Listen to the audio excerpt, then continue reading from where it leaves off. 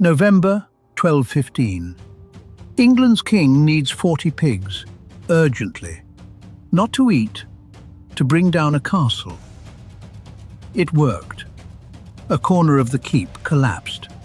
The defenders held out anyway. The wall was never the target.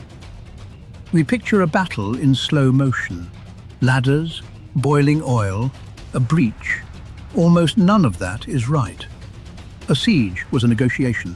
Both sides knew the terms beforehand, and both sides were doing arithmetic throughout. The rules came from an unlikely place. Commanders took them from 5 verses in the book of Deuteronomy. Offer terms first. If the city opens its gates, you spare it. If it refuses, it is yours. Yours meant everything inside. By custom, a town taken by storm could be sacked. One that surrendered could not. Which raises a question. If refusing was that dangerous, why did any garrison refuse? The answer is not courage. Ask the Black Prince. In 1370, Limoges surrendered to the French after 3 days. He called that treason. He stormed it and sacked it. Surrender too slowly, you die. Surrender too quickly, your own lord hangs you. Between those deaths sat a calculation. How long can I hold and will help arrive before the food ends? Richard the Lionheart built the answer in 1196. Château Gaillard, concentric walls on a cliff above the Seine. Richard boasted he could hold it if the walls were butter. 7 years later, it fell in 6 months. September 1203. Philip of France arrived and did not attack. He dug ditches, camps, watchtowers, winter huts. Inside, Roger de Lacy had 300 men and food for a year. On paper, he could outlast anything. But 1,500 townspeople had fled inside when the French burned the valley. A year of food became months. So de Lacy expelled them. Useless mouths, he called them. The first groups passed, then Philip closed the lines. Not cruelty, arithmetic. Hundreds were trapped in the open between the armies through a Norman winter for months. That is the part nobody animates. It points at something stranger. The most dangerous place was outside the walls. Thousands of men and animals living in their own waste for months. Nobody understood why that killed people. Dysentery came so reliably that medieval writers named it the siege disease, they called it, the bloody flux. At Harfleur in 1415, it killed or invalided a fifth of Henry V's army of 11,000.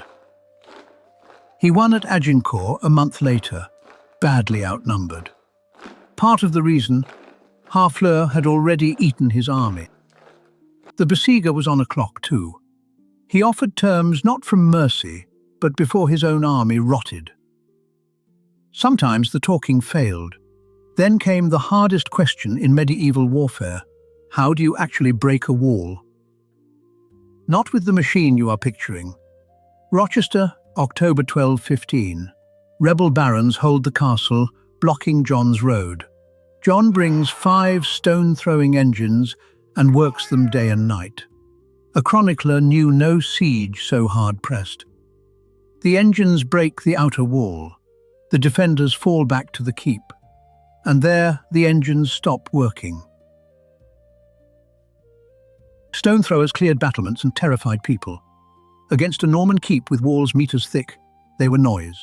So John went under. Miners dug beneath the southeast corner, propping the roof with timber as they went. That is what the pigs were for. John asked Dover for 40 fat pigs, the sort least worth eating.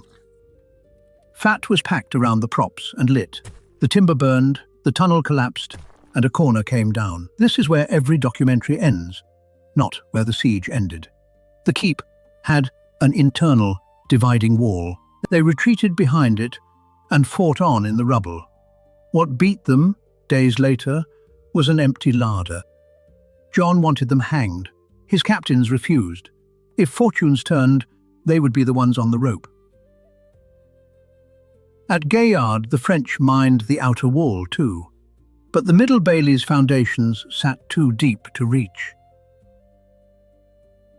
Then a soldier noticed a latrine chute emptying beneath the chapel. He climbed it through an unbarred window. Inside, he made as much noise as possible. The defenders assumed an army, pulled back, lost the gate. Europe's most advanced fortress was entered through its toilet. Walls rarely failed as walls. They failed at a seam. The seam that mattered most was not stone at all. It was the road. Sieges broke when armies arrived. One study of 100 Years' War sieges found hunger explained only 6% of failures. Relief did the rest. A siege was two clocks running against each other. Henry V won his. Then Mio took him anyway.